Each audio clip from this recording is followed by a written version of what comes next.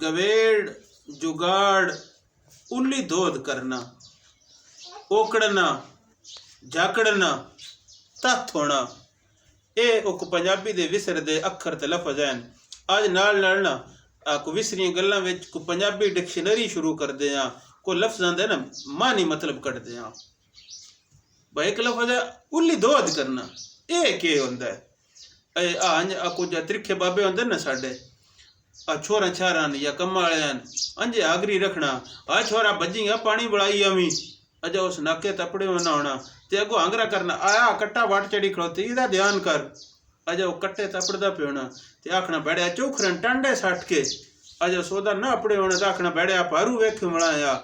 आ किसा कम्मा दी सुर न लैन देना, बजाई रखना, इन्ना दिन उल्ली दोध करना।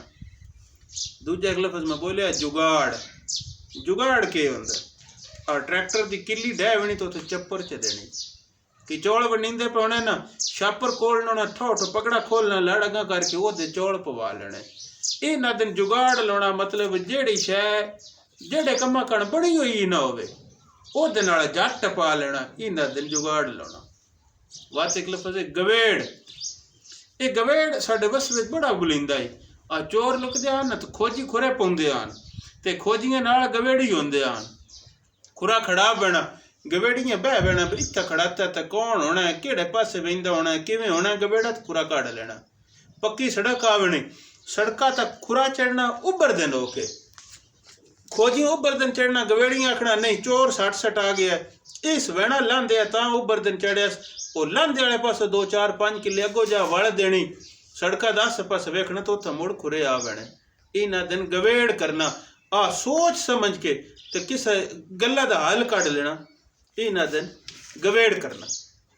इं ही नाल एक लफ्ज बोले ओकड़ना, एक हुंदा दरक लेना, उफड़ना, जंप मारना, ते दूजा एक हुंदा अंजे दरक शरक न लेना, आ छड़ा पब्बा बाहर होना, उचेरड़ा होके पब्बा बाहर होके के जाती गदना। इन्ना दिन ओकड़ना, फलाना बक्का दो ओकड़िया थे उस वेख्या अंजे ओकड़ के उस तो बेर खोणन वगे, इन्ना दिन ओकड़ना।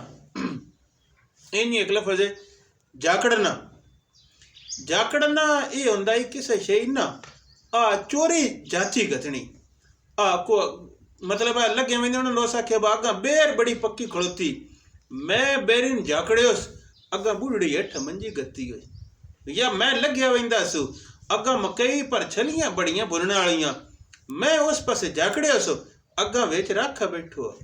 आ इन करके चोरां दी अक्सर गल हुंदी गई ब फलाने दियां डागां बड़ियां चंगियां, राती चोर जाकड़े साइयन जाग हो गए। जाकड़ना ये हुंदा है भांजे ना पैर रख के किसा शे ने जाती गदना, इस नु ध्यान जाकड़ना, फलाना बा जाकड़िया। एक और लफ्ज में बोलिया तथ होना, ए लफ्ज जेड़ा मैं बोलता पैसो ए साडा जेड़ा इस इलाके दी पंजाबी ये शाहपुरी लहजा है, दुआबा चाज दी जेड़ी पंजाबी है इहदे विच बड़े चोखे हैं। तो ये लफ्ज तथ जेड़ा है ये भी होर साडे थोड़े इलाके दा तथ खड़ोना मतलब हुंदा है कवियां कपदियां पे होना, आ किसा कम्मा कारण चोखा तैयार होना, रस्से तुरड़ियां पे होना, आ भरपूर तैयारीन बिल्कुल लंब खड़ोते होना, किसी कम्मा कारण तथ खड़ोते होना, इस नु ध्यान तथ होना। ये कुछ पंजाबी लफ्ज जिन्हां दे मैं नहीं मतलब अज तुहानूं दस्सन, ये इंशाअल्लाह असीं अपनी विसरियां गल्लां च विसरदे हरफ ते अखर ते लफ्ज जेड़े हैं उन्हां दे भी इं तर्जमा करके तो अपनी इस पंजाबी दी नौकरी दसांगे कि तुसीं सुन सोगे ते गल्लां ठटसन गईयां। जूंदे वसदे रहो, हयातियां माणो, रब रख।